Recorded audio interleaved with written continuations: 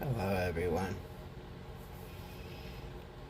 In this video I'm going to talk a little bit about spirit animals known as spirit guides or totems.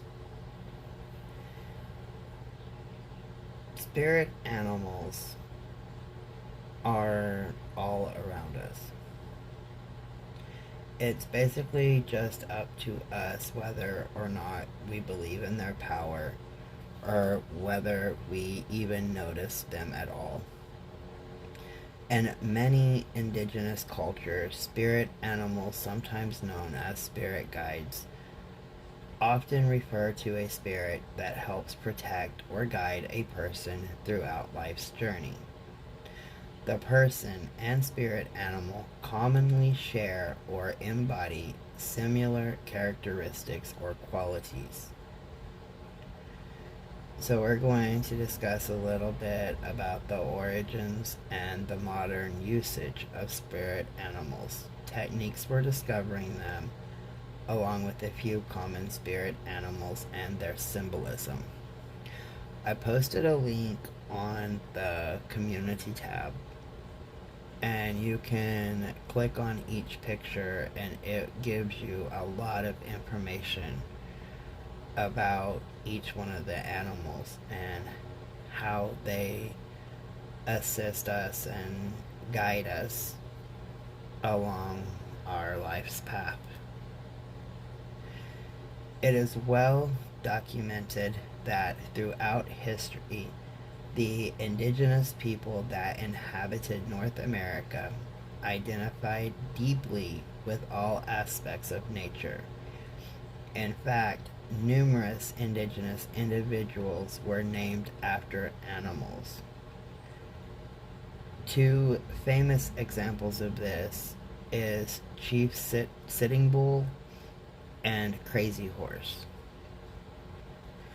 The American indigenous people also believed in spirit animals, which were animals that shared a connection with that guided them. It was commonly thought that the person would have 9 spirit animals, each serving its own purpose depending on the situation and time during that person's life. Penny Lavalier, a Sakagnu Lakota volunteer at Native Languages of the Americas, says this connection with animals isn't limited to American indigenous beliefs. Animals were likely important in the religions of numerous traditional societies throughout time. Indigenous culture and spirit animals are not the only thing that go hand in hand. In modern times, the term spirit animal is commonly used to express a person's favorite kind of animal or childhood idol. For example, one might take a sloth's characteristics, slow, sleepy, and say, "Oh, he's my spirit animal." However, many find that the term spirit animal often stereotypes indigenous people or appropriates real religious beliefs. While the concept is generally the same, most tribes don't refer to them as a spirit animal, but rather as guides, messengers, or even gods, considering that indigenous gods are personified animals. Using the term spirit animal can be seen as an overgeneralization of deeply personal traditions, leading to many calling them patronus, like in Harry Potter, or kindred spirits.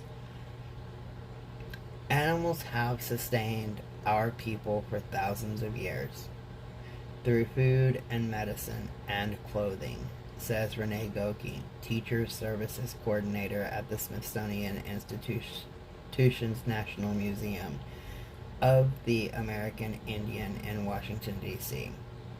Essentially, to understand the culture and significance behind spirit animals is to not appropriate but to celebrate.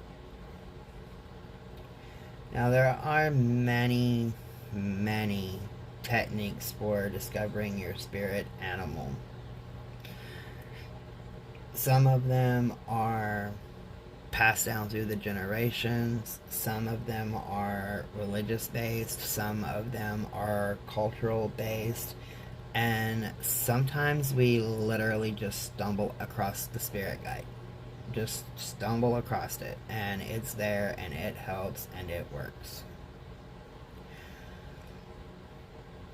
But it is believed that spirit animals often hold particular qualities that could help you navigate life with a bit more ease, confidence, and faith. Not sure which spirit animal best represents you or what messages it's trying to send to you? That's okay. We can figure it out. Using meditation to find your spirit animal often involves attaining an altered state of consciousness by using deep imagery or visualization with the specific intention of meeting your spirit animal guide or guides. These methods can be guided, spoken, drumming, or non-guided silence nature sounds. And I will be posting a guided meditation to finding your spirit guide at some point in this series. Try to consider one animal that has a special significance to you. Ask yourself this question: if this animal were my spirit guide, what lesson would it be trying to teach me about my personal power and inner strength? Spend a few minutes journaling on the answer. You can complete this exercise for as many different animals as you wish. Then come back to your journal after a few days and see which animals and lessons resonate the most with you. Now, each animal has its own unique qualities and abilities. And the animal that comes into our path comes there for a reason. Some of the animals that I'm going to go over is just a little bit of a definition of what they represent in general terms. Each person, each animal, it goes hand in hand with the situation, so the spirit can kind of bend its role, I guess you could say, to serve you in other areas as well. And like I said, on the community page, there's a list that goes into more detail about each one. But there are thousands upon thousands of spirit animals, each with their own significance and symbolism, which can make it difficult to distinguish which one is yours. But the butterfly. In many cultures, the butterfly is a symbol of transformation and development. It's known to be incredibly adaptable by approaching all changes with ease and grace. Butterflies also carry the message of being light and floating above earthly matters. The spider. Spiders are known for creating intricate webs and their patience in capturing prey, which is why these guides are here to tell us that when we start building the life that we want, we need to go for it. We need to put all in, and we need to be patient. Spiders also have a creative side. They work great with authors, artists, musicians, stuff like that. The hummingbird. Hummingbirds signify playfulness, connection, and adaptability. If you see a hummingbird, try to connect with the enjoyment of life by not taking things too seriously. Hummingbirds are here to remind us to be playful, and that in the grand scheme of things, connections are what really matter. Whether it's with a higher power, loved ones, coworkers, friends, whatever. The owl. Owls have the ability to see what others may miss. They know the deeper meaning of things and discover the hidden treasures in life. If the owl comes to you, you might be at a time in your life when you're exploring the unknown. Like many going through a transition or about to embark on a big journey, the owl can help you see beyond your mind's illusions. Now, my spirit animals have always been the griffin and the owl. That's it. Like, those are the two constants in my life. I do have other ones that come and go. My daughter's spirit guide has always been a baby skunk. Talk about stinky rooms when she used to get in trouble. The hawk. The hawk represents truth, self-awareness, courage, and perspective. As spirit animals, hawks are known for their ability to see things from a higher perspective by recognizing the truth in any situation for what it is. If you see a hawk, it may be telling you that it is time to take inventory of where you're at in life and what your next steps are. The grasshopper. Grasshoppers are innovative and don't miss opportunities to move forward in life. Grasshoppers are also considered good luck. If you run into a grasshopper, it could be a sign that you're struggling with a decision and it's time to make a choice and move forward. The eagle. Eagles represent light, spirit, and healing.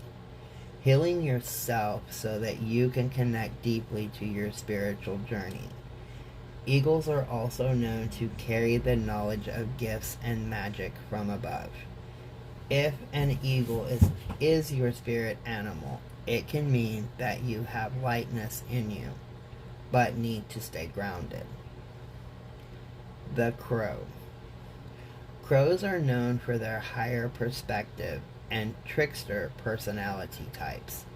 If you've seen a crow, whether in an awkward state or a dream, consider your connection to life's magic. To fully embrace the crow, invite a heightened awareness into your life and try to shift your point of view to a higher perception. This will allow you to recognize the magic in everything that is happening to you and around you. A lot of times, spirit animals come to us in our dreams. Our dreams are intimately connected to our waking lives. So every time you see an animal in yours, write it down the next morning. If there is a particular animal that comes up again and again and again, then look into that animal, see what it symbolizes, and then in your next dream, ask it to help you get to the point that you can understand what it is trying to tell you. Writing the journals are really important when it comes to being drawn to an animal. 'Cause once you put your thought on paper, it makes your conscious more aware, and your conscious works with your unconscious. And if you're looking for a certain guide to help you get through something particular that is happening to you, if you write down the meanings of guides and stuff like that, then when you have your dreams, your subconscious is more open, and you can figure out what the spirit animal is trying to tell you, and you can figure out if it is your guardian or if it's just a spirit animal that is trying to help you through a certain situation. There are a lot of online animal guide quizzes that you can just Google and take. I don't put a lot of faith into those because I have done this for so long that I literally know when any of my guides are present. Like, I can meet a new person, and depending on which one of my guides that I sense around me, I know if this is going to be a person that I want to invest my time in to cultivate a friendship, or if it's somebody that I simply want to know as an acquaintance that, you know, I'm not going to give them my phone number.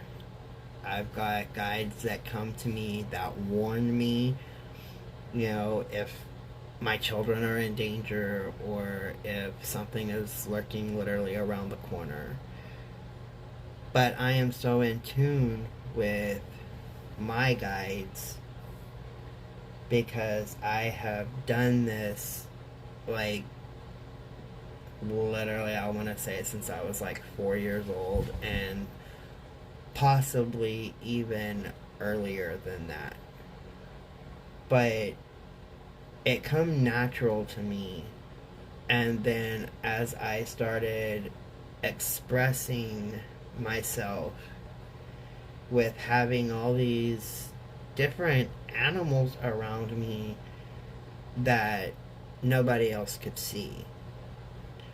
My stepdad was Native American, and so he led me through the journeys, through meditations, through different ways of being able to know the animals. Just learn what they basic represent, and then how to turn their basic representation over into what was going on with me and what they're trying to tell me.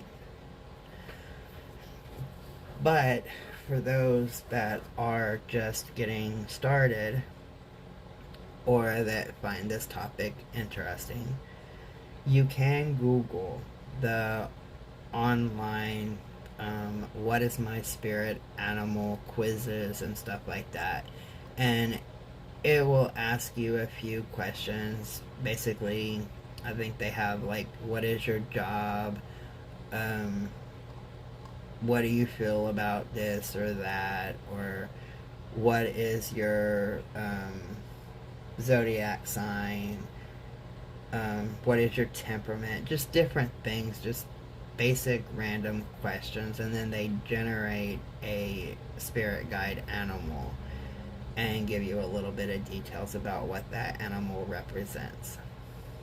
Now, like I said, I don't put a lot of accuracy into those, but they are fun, and it can take you down a path of learning about different animals.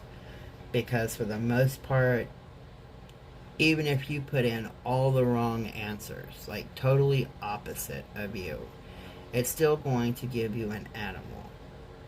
And it's still going to give you information about that animal.